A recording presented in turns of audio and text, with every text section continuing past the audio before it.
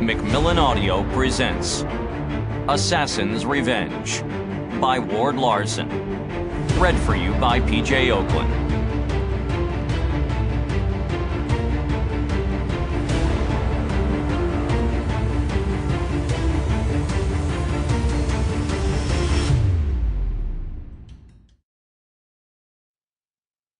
One.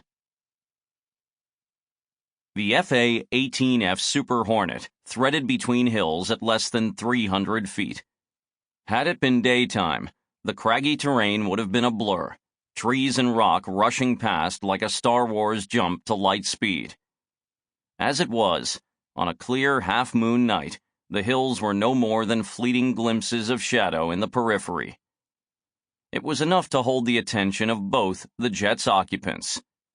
The pilot, Commander Dan Gano Rhea, was navigating using the thermographic display from their latest and greatest gadget, a forward-looking infrared pod that gave a righteous picture for hand-flying the jet at MSA, minimum sane altitude. He took particular care not to stroke the afterburner. They were flying single ship and completely unannounced, deep inside North Korean airspace. That being the case, he had no desire to advertise their presence with 30-foot-long plumes of fire from the twin exhaust cans. Along the same lines, he was careful not to break the sound barrier and throw a sonic boom across the countryside. That would be like ringing the doorbell on air defense networks, which had so far remained quiet. The fact that Rhea was committing every synapse to flying his jet was probably just as well. His egress back over the border could prove even more problematic. "Sir, are you sure about this?" he asked again through the intercom. "Never more sure in my life," came the response from the back seat. Rhea had always thought himself unflappable, as Navy pilots tended to be.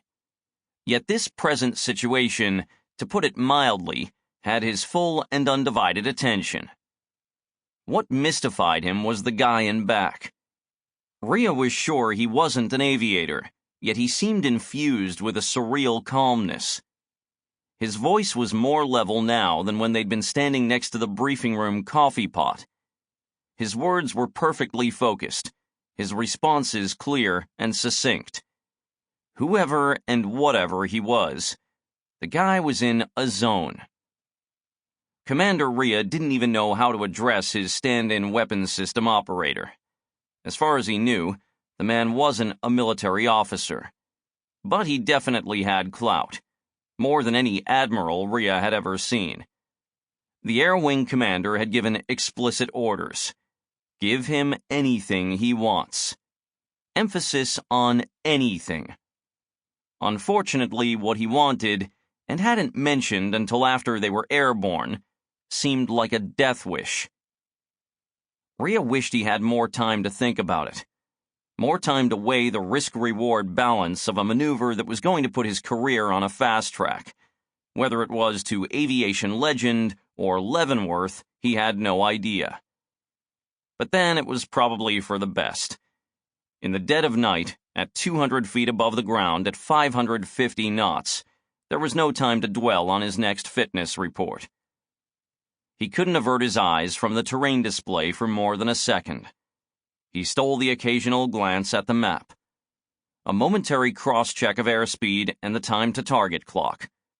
He'd given up trying to talk his nugget backseater out of what they were about to do. That had been settled definitively 10 minutes earlier.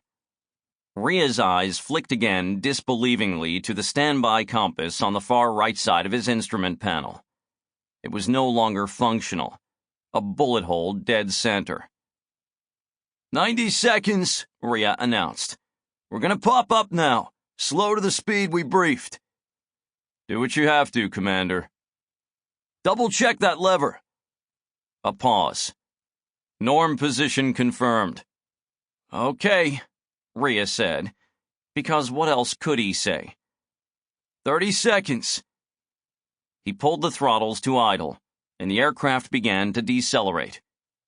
Rhea pulled back. The G... Sample complete. Ready to continue?